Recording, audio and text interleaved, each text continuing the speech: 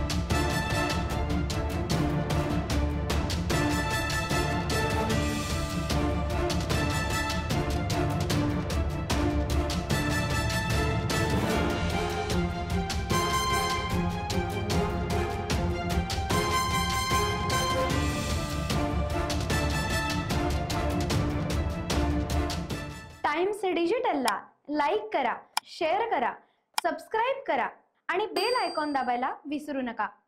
Times digital.